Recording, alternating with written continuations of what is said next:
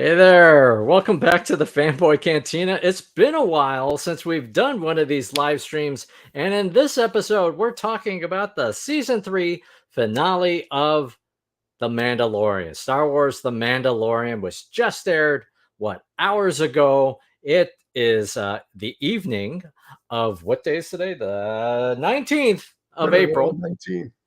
Yeah, and as always, we celebrate these opportunities to connect with Mr. C. Mr. C, how are you doing today? It's a school night. We're creeping ever closer to the end of the school year, so we're right in that groove. We're right in that groove. That's How are you right. doing, There, Doc? I'm doing all right. I'm doing all right. It is odd to be doing the school night kind of action here, and you know, what? So this this is going to be hard to do. Hey, So but anyway, let's go anyway. And yes, I appreciate, yeah, thank you for joining in, even though I haven't quite watched this thing yet. And is Fanboy G cosplaying as the husband in the series Beef? No, I am wearing the wrong colors today. I'm wearing a red shirt, and the dude on, so what's his name? Oh man, whatever the dude's name is, he wears like these cream and brown colors, which I just don't do. But anyways, the dude. the dude in the Netflix series Beef, which is Yes, current. I have Yeah. yet to jump into. I have yet to dive into that. Yeah, okay. And actually, that's a great cue, Mr. C. Where can people find your new channel? I suppose it still is kind of new, especially in Relatively. comparison to the old fanboy cantina here. But just Mr. C dives in. I'm just down the dial on the old YouTube dialer there from this very fanboy cantina. We've had some Svengoolie content. We'll have some Mhm. future Svengoolie content sooner than later. We're gonna have a conversation with Nicole Hoff and talk about her Barbie Creature of the Black Lagoon, Barbie Godzilla, and all that stuff. But tonight we're here to speak on the Mando, the Mandalorian, kind of a bookend. We've got some short thoughts and some short sentences for those short thoughts. Bookend, a little Alpha Omega. We did the first episode of the current season, and now here's the last episode of the same current season. There you go. There you go. So yeah, we have one episode where we talked about the beginning, and now we're here at the end. Just some. So in this episode, we'll talk about the series finale, some impressions, and then thoughts on the series as a whole, or sorry, the season as a whole, season 3. And then if we got time, we'll talk about where we go from here. But Mr. C, what did you think of the series, season finale of Mandalorian season 3? In a short thought format, pretty good. Show was pretty good. Not top, but pretty good. What do you got? Same. Thanks for watching, everybody. Appreciate it. Hit the like and hit the subscribe. We'll be back again. Yeah, it was pretty good. I maybe enjoyed it a little bit more than you for the finale. The two episodes, the spy and the return, or the spies and the return, here serve as very nice episodes to end this season. And yes, this is live. We are actually here. The I thought they were good, but I felt like they were both tonally different than some of the rest of the season, in a good way. I liked the vibe of these two episodes. I think we got to have a nice end to the Mandalore, the exploration of Mandalore and everything else here. We get to see the successful recapturing or the reclaiming of the planet of Mandalore, the formation of the reform, how would we call it, the bringing together of the clans of the Mandalorian. So I think that was all quite great. But overall, yeah, it's hard to take that season finale, um, just sort of as a bite-sized chunk by itself without having the whole mouthful of the season, and and so it was good, but I think the overall season was good, not great. I thought it was good. Um, yeah, Yeah. So, and I think picking up of what you at least hinted at earlier about the tone, you know, when they're having a more action adventure with with well designed fight choreography, okay, that for me, the tone of those moments, firing on all cylinders and a really neat and exciting show to watch. But then I'm not saying it's a poor other tone, but it's definitely a contrasted other tone. Then you have your formerly known as Baby Yoda, formerly known as the child, now known as Grogu or maybe even Din Din Grogu. Grogu, yes. Now he's driving a killer robot around, and that by itself, it's kind of funny. It plays most likely well for the younger viewers, but hitting the DJ booth vocalized buttons of no and yes, it's a really different tone than uh, good versus evil, Mandalorians versus Empire, Mandalorians versus pirates. It's I'm not saying they should extract one tone for the other. I just if only okay if so there if I have a semi-coherent critique or request of the show, it Mm. would be an integration between the different tonal elements. I thought we were sticking to short thoughts and short sentences, so I'm kind of going against that, but I'm trying to put it all together. So yeah, if there was a way to have more bridge or more connection between the different tonal pieces, for me, that would have been a potential area for stepping up their game. Yeah, yeah. No, I hear you on all of this, and so I don't even know what this is about. And yeah, he's playing the roles of the other. That's awesome. Is that little okay? Yeah, no, yeah, yes. Little Yoda dude is still on it. It's long. Okay, all right. So, oh man, all right, yeah. Um, I felt like with the series finale, and I think also with the I need to correct myself with the finale and the season as a whole, the writing was a little patchy. And yeah, with the beginning of it, where I was like, okay, it was fine. The first episode of season three, I thought was fine, and then as the series went on, and you wrapped up the whole pirate arc, right? Um, Not sure it was a particularly interesting arc, but it was allowed the platform for the Mandalorians to come out of hiding and start to become united and get together on the planet of Navarro, and then immediately sprung into action. Okay, we're going to reclaim the planet. So yeah, there's that part. There were two kind of I hate the word filler episodes, but there were two episodes that kind of stuck out. The one about the scientist, was interesting and very dark. Very, As a standalone, absolutely yes. yeah, I mean, as a standalone, very dark, very unusual, but an interesting vibe, an interesting approach. Now it had very Andor type of vibes. The other one that kind of stuck out was the Jack Black and Lizzo episode, and Christopher Lloyd, which was entertaining. I enjoyed that episode, but it kind of stuck out. But it was fine. It was fine. And here with the finale, um, it brought together a lot of pieces. I think it answered a lot of pieces. It did very quickly explain why Moff Gideon is back, or why why was he trying to get at Grogu in the very first place? It was to make his clones force powered.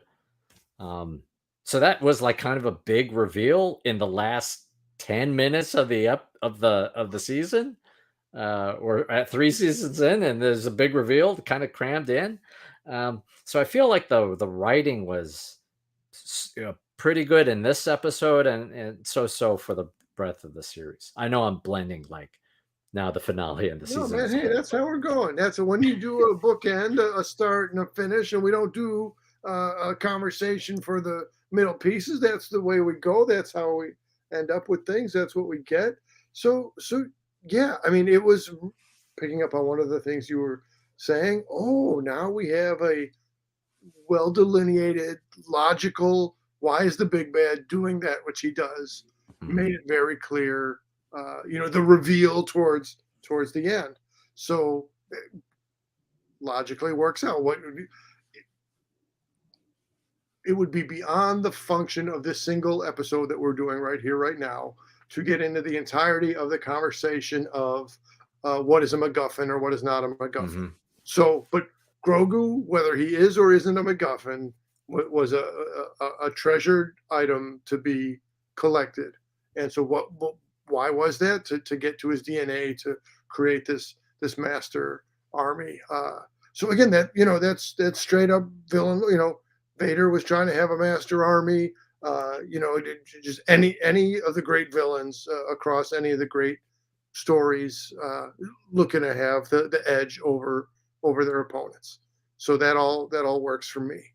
Uh, stuff I liked in no particular order or semi particular order. Katie Sackhoff as a actor and as a physical actor, top notch stuff. Mhm. Giancarlo Esposito as a villain, well well conveyed. Not over the top mustache twirler, but enough of a credible threat, but similar, not too scary for younger people would be turning off the TV.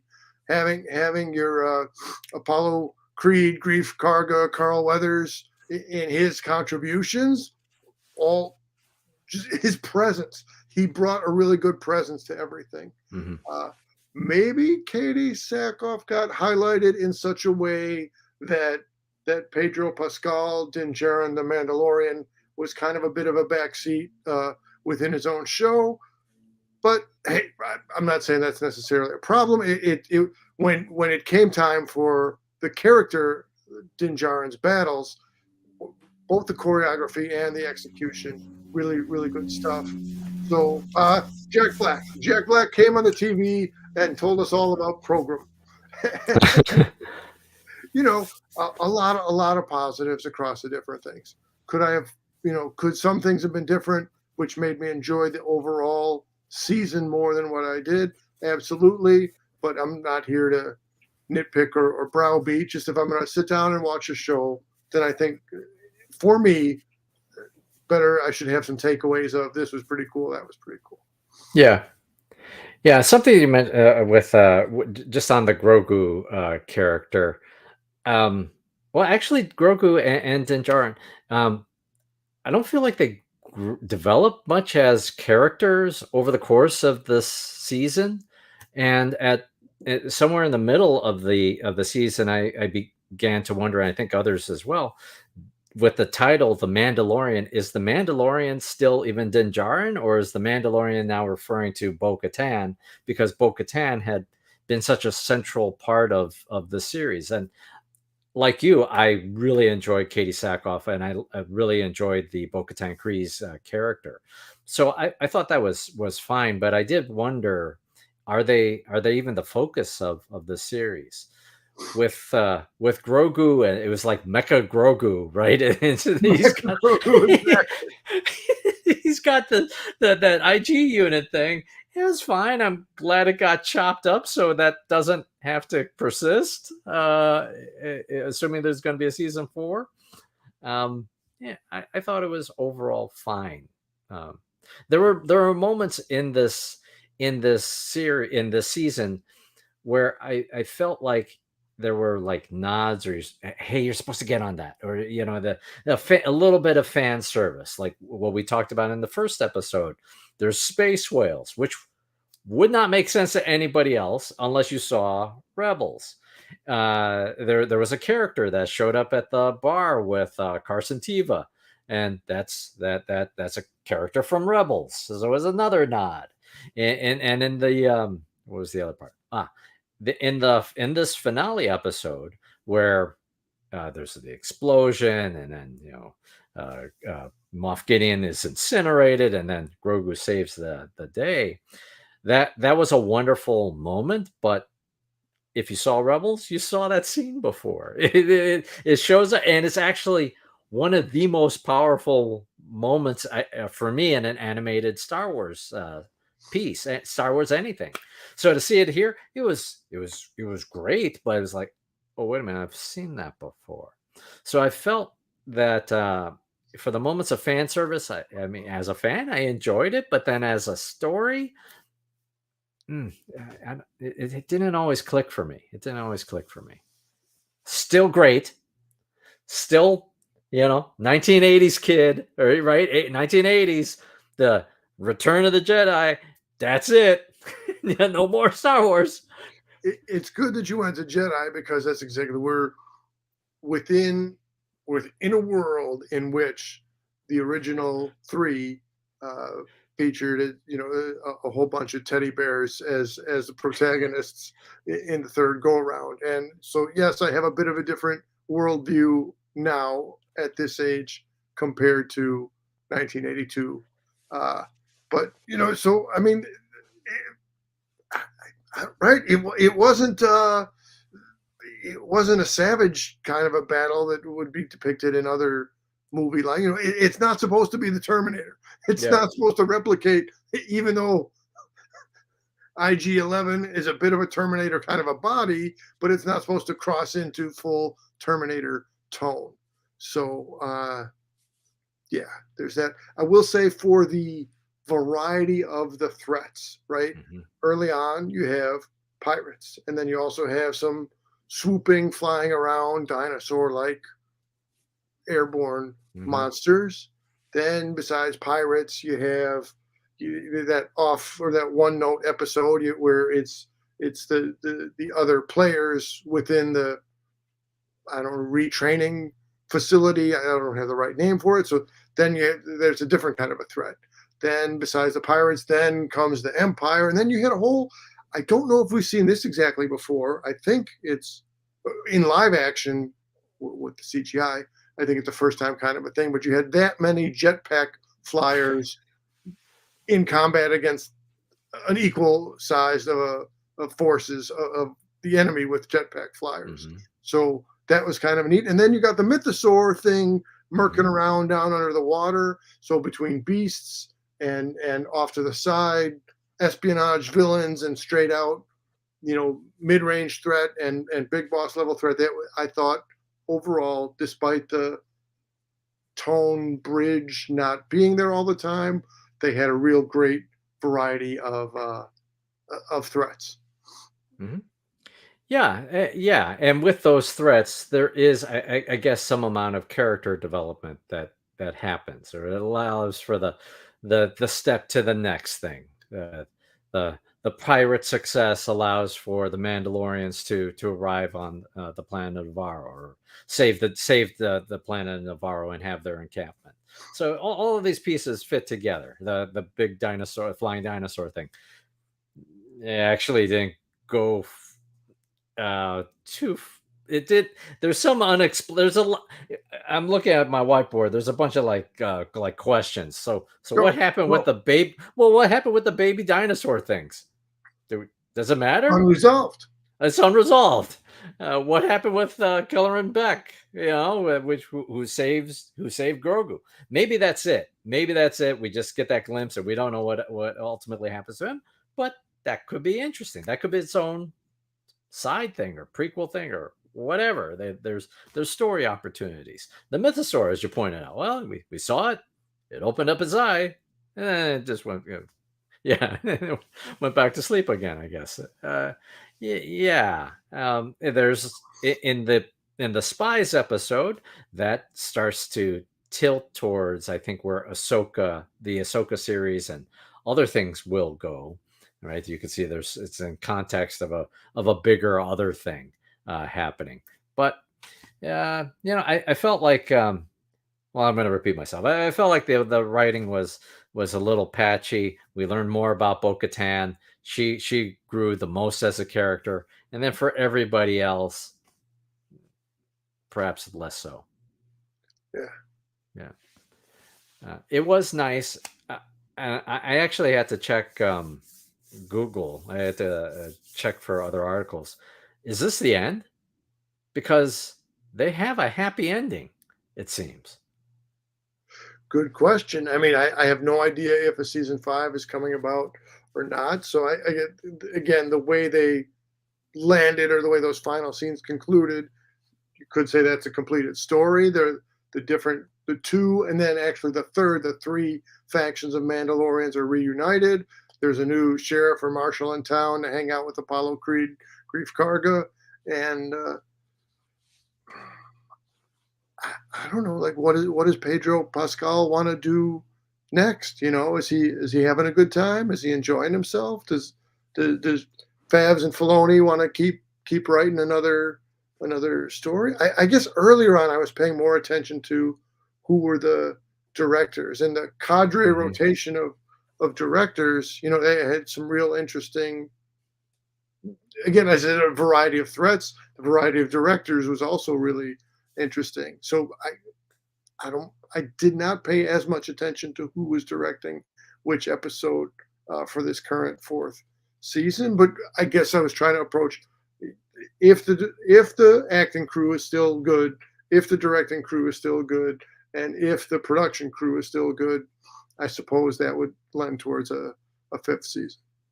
Yeah, well, and I think it would be season 4. I Oh, know it yeah, feels like 5 because of the Book of Boba Fett thing, but there you go. but yeah, Thanks. with yeah, if they have good stories to tell, there's latitude for still continuing it.